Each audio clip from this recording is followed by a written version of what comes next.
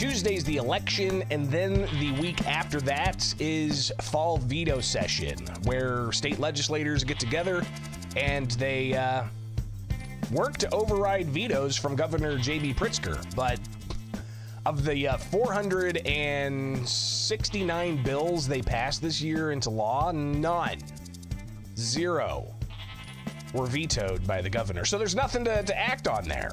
Well, what are Illinois legislators going to be doing for fall veto session? There are 6 days scheduled.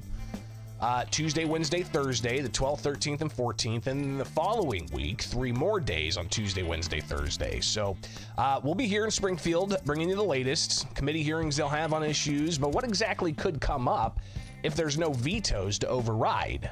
Governor J.B. Pritzker asked about this on Monday, if he's got an agenda, and what that agenda is.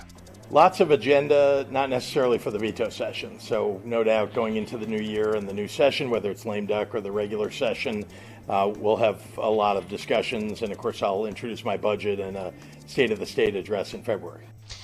So Pritzker saying, listen, he doesn't really have an agenda for veto session, but, after the new year, when you get lame duck session, which is the final, couple of days of the current General Assembly before those who are elected in November get seated in mid-January for the start of spring session. And then that kicks off a whole new legislative session, right? It's sine die for the previous legislation. So no more bills from the previous 2 years. They got to start from fresh, right? Where they'll file thousands of new bills in mid-January. But veto session still happening, still on the calendar. A lot of talk had been had about pension reform and how do we address some of the concerns that labor unions have raised, public sector unions have raised, saying, listen, this tier 2 that was created in 2011 for pension benefits, it's not as much of an attractive selling point for people to become employed in the public sector, so we're not getting as many people applying. There's also concerns about safe harbor provisions. Maybe the benefits don't reach the level that's required by federal law when it comes to Social Security. Really get into some wonky details there when it comes to the pension issue.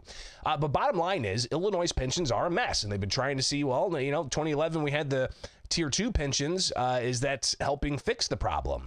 Really haven't seen that. It's $140 billion unfunded liability still, costing state taxpayers $10+ billion a year just to make ends meet, and that doesn't address the $140 billion unfunded liability. That's on average, all the pension funds, about 46% funded, last numbers I checked. So clearly the pension issue is massive, but they've been talking about it for months in committees, and they really haven't gotten something that's solid, ready to go. Could they get it done in veto session? Last month with the Better Government Association, State Senator Robert Martwick shared his thoughts on the timeline and how people might think there's time, but quite frankly, there's just not. Challenging calendar. I've mentioned this to people. It's like, we can get it done.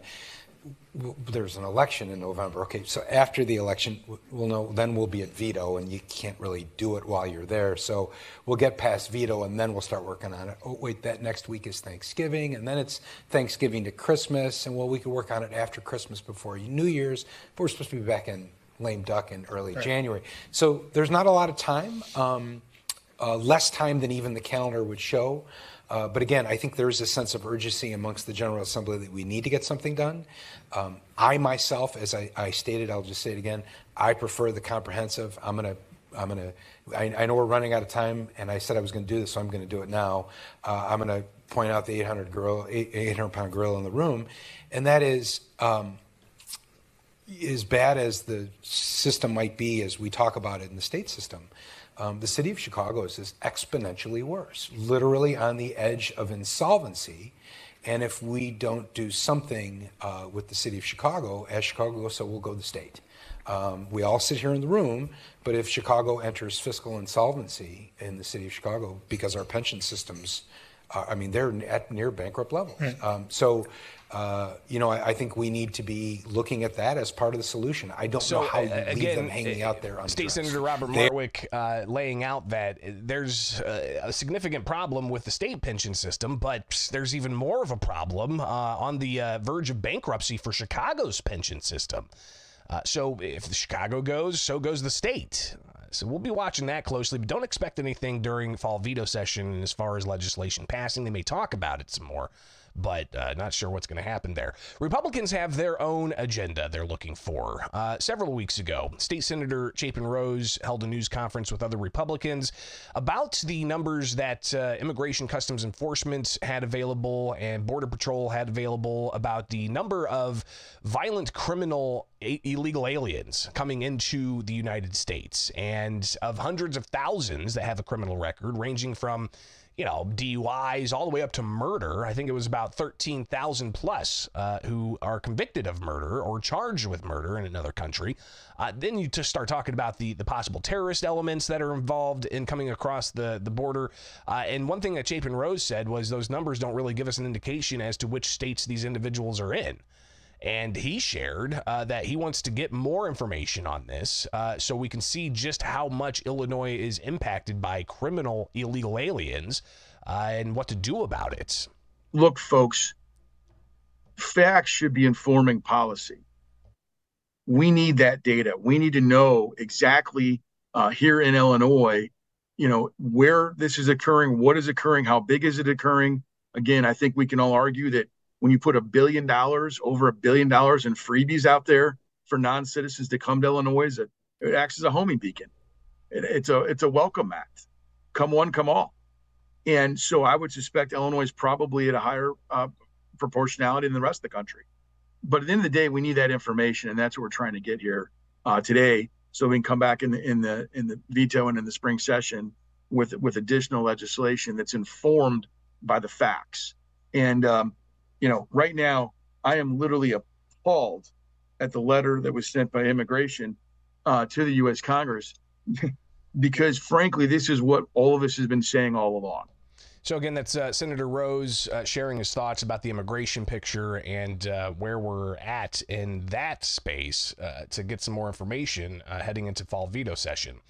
Something else that Senate Republicans are looking for, they want an audit of the state's child welfare agency, and in particular, a taxpayer-funded operation in Chicago where there have been gobs of allegations of abuse, neglect, and so on, and insider deals and conflicts of interest. And this home has been shut down, but apparently there's still taxpayer money going into it.